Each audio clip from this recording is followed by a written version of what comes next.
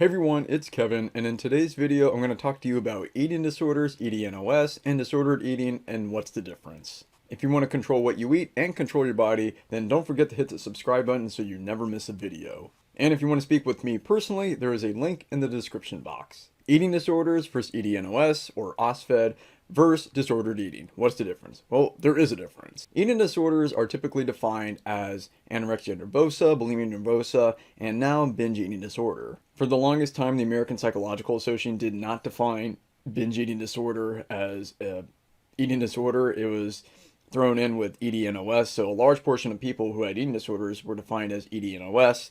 That percentage has come down now that the APA in the latest DSM-5 published in 2014 or 15 finally put binge eating disorder in the eating disorder category.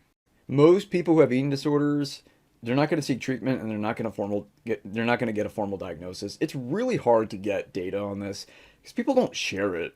They don't put that on the census, and you're not going to fill out a survey that says, yes, I'm currently dealing with an eating disorder. So it's really hard to determine what percentage of the population is going to deal with this at some point. I would imagine it's rising when you combine our emphasis on fitness and certain body types and combine that with the ever-present availability of really tasty food, you're going to have a problem. What's even worse is that most people with eating disorders or EDNOS or disordered eating never seek treatment. I went to a counselor like 3 or 4 times. This is when I was orthorexic, and I'm going to talk about that in just a minute. Helped a little bit. I mean, she was very kind-hearted. I don't think she had ever dealt with an ED before. She was this very gentle Taiwanese woman, and I remember those discussions. They were good discussions. So if you have an eating disorder, EDNOS or you're a disordered eater, then you should definitely get help. And the thing is, in 2020, those resources are so widely available these days. I mean, you're watching one right now. Let's start with the first one, anorexia nervosa. You've probably heard of this. This is when a person, usually a younger female, although not always, deliberately restricts her food to reach a certain weight. She usually has a very distorted body image, and she thinks she's much fatter than she is. Everybody thinks she's really skinny. A lot of times you can see the ribs, the cheeks, but that's not always true. A lot of people with anorexia nervosa suffer in silence. They're just naturally skinny, or they look healthy.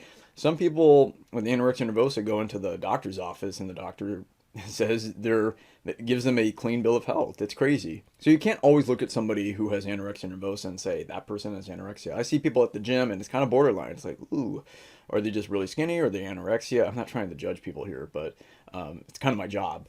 But some people look really healthy and they're anorexic. The telltale sign of an anorexic is the behavior, obviously. What are they eating at the plate? Are they skipping meals? Are they throwing away food? Are they really obsessed about it? Are they really restrictive? Usually anorexia nervosa leads to the next eating disorder, which is bulimia nervosa. That's when you consume a large volume of food and then you deliberately purge it or vomit it. Back in the day, you used to use emetics, although I think emetics are not as used as widely outside of the ER anymore. So you use the good old toothbrush and you stick it down your throat to elicit the gag reflex, and that causes emesis or vomiting. So it's kind of like binge eating disorder, but with the purging part. And that leads me to my third one, which is binge eating disorder. And this one is probably the most common. I don't have statistics at hand. I could go to NEDA and try to find something, but I'm filming right now. But I would guess that a large percentage of the population deals with this at some point. I'm not saying the majority, but 20, 30%, that would not surprise me at all. This usually strikes in the 20s, 30s, sometimes even the 40s. I've heard of people in their 50s and 60s dealing with binge eating disorder. It's so easy these days. You can go back and watch my previous video that I just made. I think there's a lot of reasons for this. We have more access to tastier food at a cheaper cost, and it's well marketed and it's well packaged. And the food today is deliberately designed to make us consume more.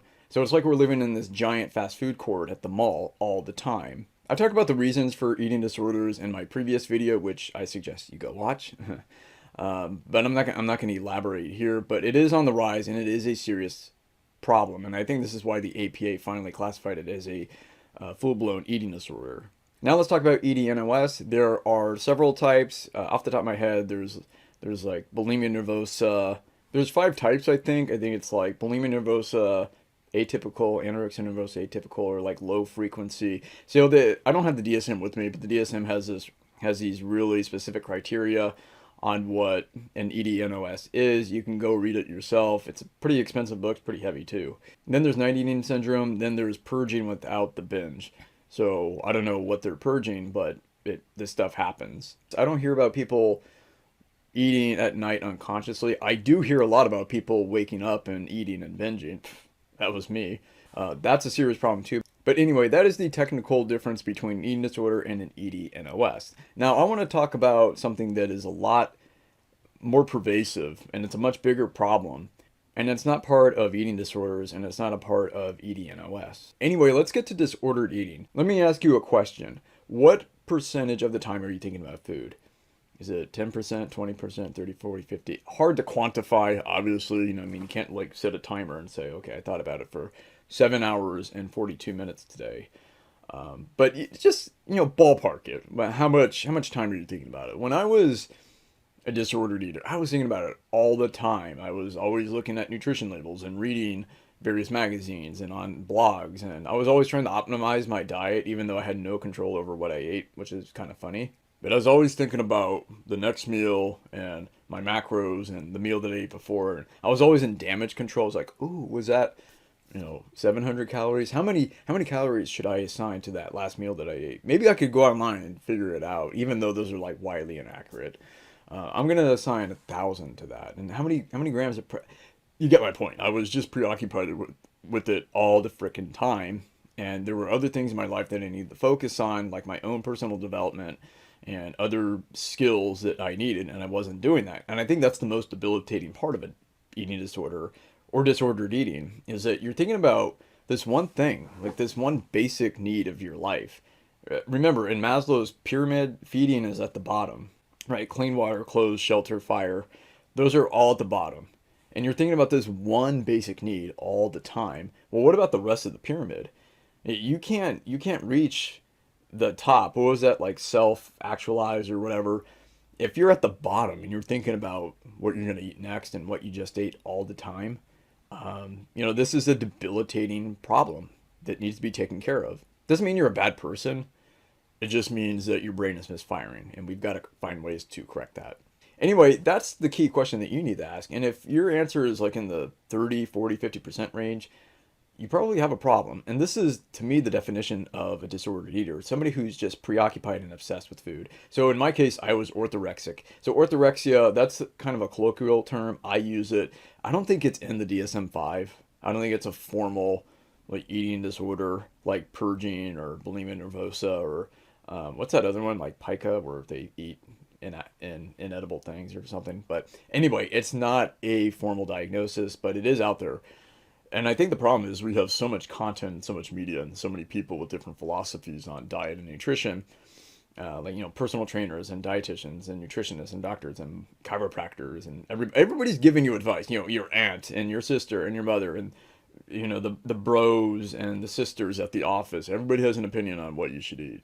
And then every month, the magazines come out with more information. I think this is contributing to the problem. Because I find that a lot of people with disordered eating consume a lot of media about food, and they're always looking for the next tip. And again, they're preoccupied with it, and they're spending too much time on it.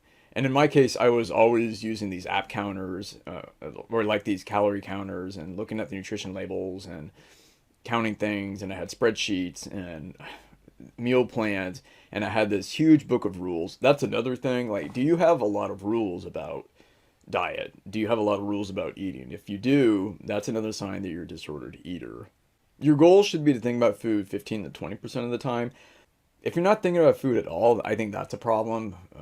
I don't think anybody thinks 0% about food. I think some people like avoidant restrictive disorders who have very little interest in food, or some people with anorexia, not nervosa, but just basic anorexia, and they're in a lot of pain, or like cancer patients, unfortunately, they're not really thinking about their next meal. They have other more important things to be thinking about. It's kind of sad. But really, you have to be in that kind of state to not think about it at all. When I was younger, I didn't really think about it. I just ate what was in the house, whatever my parents fed me. Didn't know anything about nutrition. You just kind of ate and would come home from school and watch TV, and we didn't have internet. That's how old I am. And just snack on chips. Didn't really give it a lot of thought. So you don't want to be You don't want to be somebody who doesn't think about it at all. You want to be somebody who gives it some thought, but you don't want to be in like the 30 to 40 to 50% range. So think of it like a spectrum. You want to be in that Goldilocks zone where you think about it just enough to make the right decision and then you move on. But if it's more than that, then you've got a problem.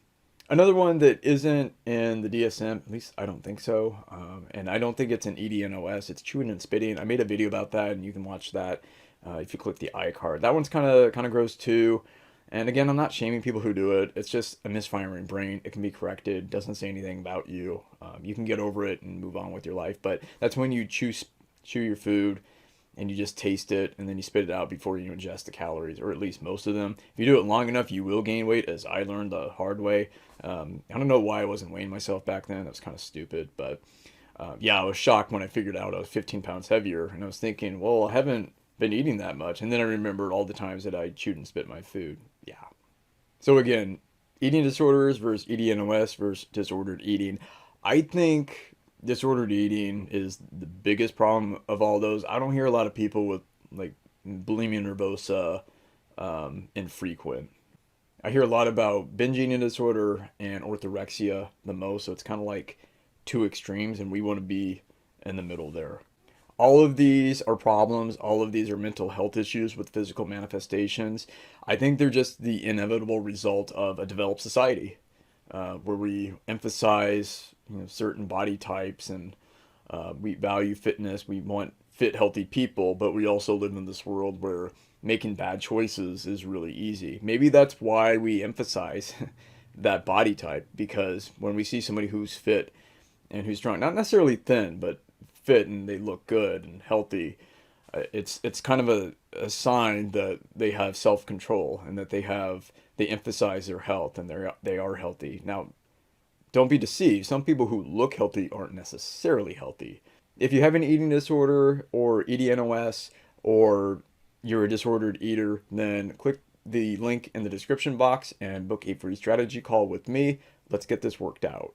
Hope you found this video educational and entertaining. Let me know what you think in the comments below. If you like this video, then I'm sure you'll like one of the other videos that you see on the screen. Click one of them and I'll see you there.